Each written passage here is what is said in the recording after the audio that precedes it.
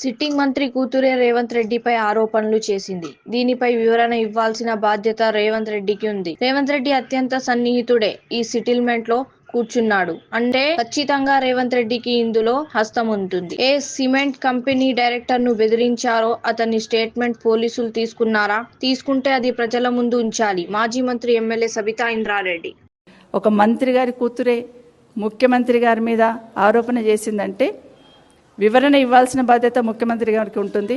అదే కాకుండా ముఖ్యమంత్రికి అత్యంత సన్నిహితంగా ఉన్నతనే ఈ సెటిల్మెంట్ కూర్చున్నాడంటే ఖచ్చితంగా ఇది ముఖ్యమంత్రి గారు బాధ్యతగా చెప్పాల్సిన అవసరం ఉంటుందని మరొకసారి పోలీస్ శాఖను కోరుతా ఉన్నాను.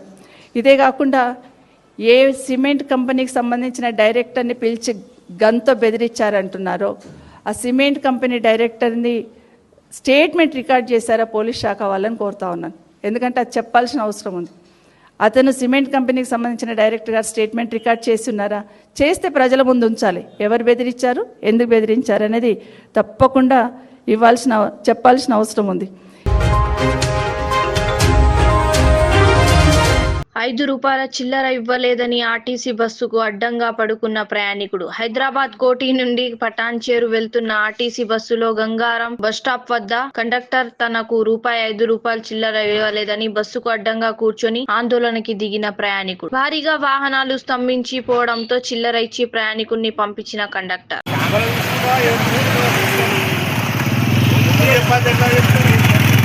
కాగా ఏమైంది ప్రాబ్లం చెప్పు కొంచెం. ప్రాబ్లం ఏమైనా గంగారం చెప్పిన ₹20 టికెట్ ఆయన ₹30 కొట్టిండు. నాకు ₹5 కావాలి.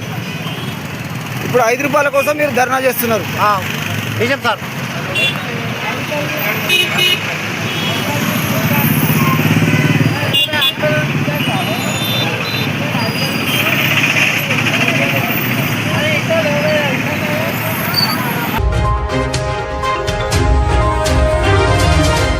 టపాసుల గోదాంలో భారీ అగ్ని ప్రమాదం. సంగారెడ్డి ఆందోళ్ శివార్లోని టపాసుల గోదాంకి ఒక్కసారిగా అంటుకున్న మంటలు. భారీ శబ్దంతో పేలుతున్న టపాసులు. మంటలను ఆర్పుతున్న అగ్నిమాపక సిబ్బంది. దీపావళికి ముందే గోదాంలో కాలి బూడిదైన టపాసులు. భారీగా ఆస్తి నష్టం జరిగినట్టు సమాచారం. గోదాం పరిసరాల్లో ఎక్కడ కనిపించని ఫైర్ సేఫ్టీ నిబంధనలు. కరీంనగర్లో దారుణం. భార్య చేత భర్త హత్య. ప్రేమించి పెళ్లి చివరికి ప్రాణం తీసిన భార్య. చెడు వ్యాసనాల మాయలో భర్తను హతమార్చిన మౌనిక. వయాగ్రా నిద్రమాత్రలతో భర్త హత్య ప్లాన్. సప్తగిరి కాలనీలో భర్త హత్య కలకలం. 5 అరెస్ట్. లైంగిక చర్యలో స్పృహ కోల్పోయాడని నాటకం బయటపడిన హత్య రహస్యం. భర్త హత్య కేసులో భార్యతో 5 రిమాండ్ కి. టాక్సీ డ్రైవర్ సురేష్ హత్య. భార్య మౌనిక కుట్రకు తెరలేపిన పోలీసులు. కీలక శాఖల్లో అసమర్థ పాలనపై మాజీ మంత్రి సింగిరెడ్డి నిరంజన్ రెడ్డి ఆగ్రహం. రహమత్ నగర్ లో నిరంజన్ రెడ్డి ఇంటింటి ప్రచారం. మాగంటి గోపీనాథ్ సేవలను గుర్తు చేసిన మాజీ మంత్రి. సునీతమ్మకు ప్రజల మద్దతు పెరుగుతోందని నిరంజన్ రెడ్డి వ్యాఖ్య. బీఆర్ఎస్ భారీ మెజారిటీతో గెలుస్తోందని నిరంజన్ రెడ్డి ధీమా. హోం, మున్సిపల్ శాఖలపై అసమర్థ పాలన ఆరోపణలు. రహమత్ నగర్ లో పారిశుద్ధ్య సమస్యలపై ప్రజల ఆవేదన.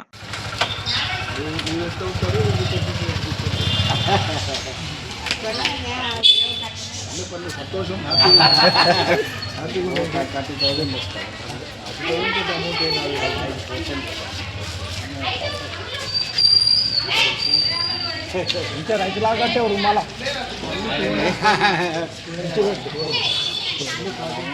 మనసు నుంచి ఓడతారు.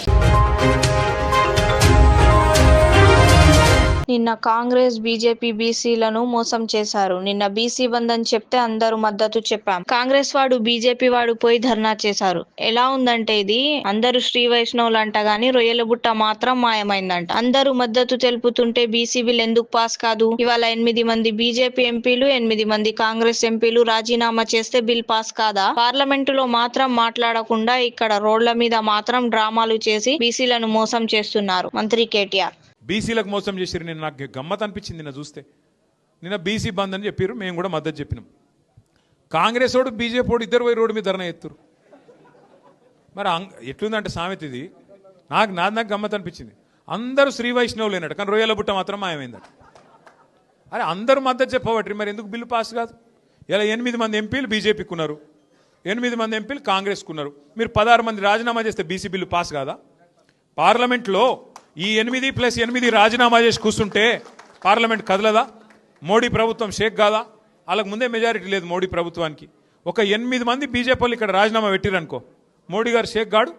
8 మంది కాంగ్రెస్ వాళ్ళు రాజీనామా చేస్తే రాహుల్ గాంధీ అరే ఎందుకు చెప్తురా అని పిలిచి మాట్లాడి బిల్లు పెడతాం రండి అన్నాడా?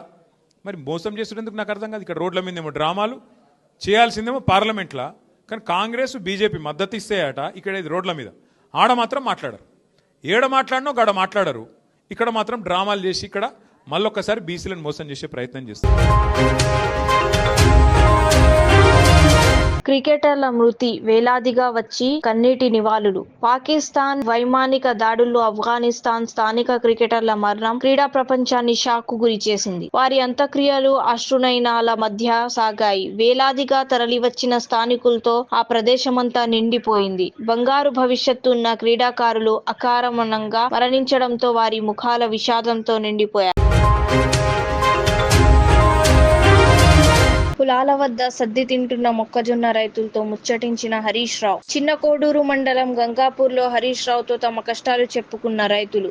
యూరియా కోసం రేవంత్ రెడ్డి మమ్మల్ని తిప్పలు పెట్టాడని, అందరినీ ఆగం చేశాడని, సన్న బియ్యంతో అన్నం ముద్ద అవుతుందని ఆవేదన వ్యక్తం చేసిన రైతులు. కాళేశ్వరం రంగనాయక్ సాగర్ నిర్మించిన నీళ్ల ఇబ్బందులు పోయాయని, 2 పంటలు కాదు 3 పంటలు పండిస్తున్నామంటే మీరు తెచ్చిన కాళేశ్వరం నీళ్లే అంటూ హరీష్ రావు వద్ద హర్షం వ్యక్తం చేసిన అన్నదాతలు. ఉన్నప్పుడు మీరు ఫోన్ చేస్తే ఆటో తెచ్చి ఇంటికాడ వేసిపోయిన 5 బత్తాలు అంటే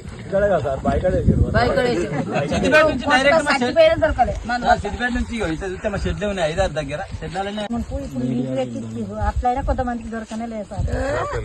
ఇక సార్ కొంచెం హుషారు పడ్డారు, హుషారుగానే నడిచింది. కొంచెం హుషారు పడ్డారు. 3 రోజులకు ఒకసారి కోటి యూరియా బస్తాలు ఎట్లా దొరికినాయి మొన్న?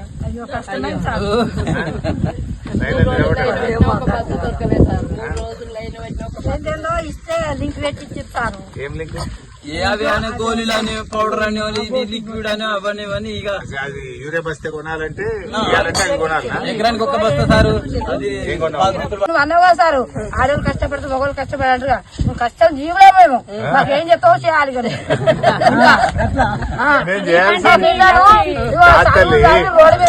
కాదు ఒక్కసారి యాడ్ చేసుకో. ఒక 10 ఏళ్ల కింద రోజు చెప్తలేను. ఒక 10 ఏళ్ల కింద నీళ్లు రానప్పుడు బోరు పొక్కలు వేసి ఆ పొక్కలలో దుబ్బ తప్ప సుక్క నీళ్లు వెళ్ళినాయి మన ఏరియా.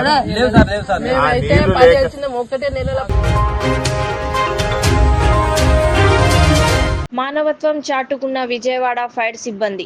రాత్రి కురిసిన భారీ వర్షాలకు బస్టాండ్ సమీపంలో బ్రిడ్జి వద్ద వర్షపు నీటి చిక్కుకున్న ట్రావెల్స్ బస్సు. నడి రోడ్డుపై బస్సు నిలిచిపోవడంతో భయాందోళనకు గురైన ప్రయాణికులు. ఫైర్ సిబ్బందికి ఫోన్ చేయడంతో సురక్షితంగా రోప్ తో బస్సు నుంచి ప్రయాణికులను దింపిన ఫైర్ సిబ్బంది.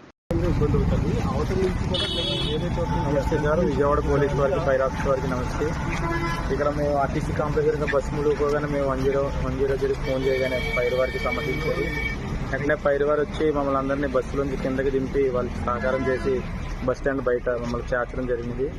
మాకు ఈ సాయం చేసినందుకు ఈ ఫైర్ వారికి, ఈ విజయవాడ పోలీసు అందరికీ మరొక ధన్యవాదాలు.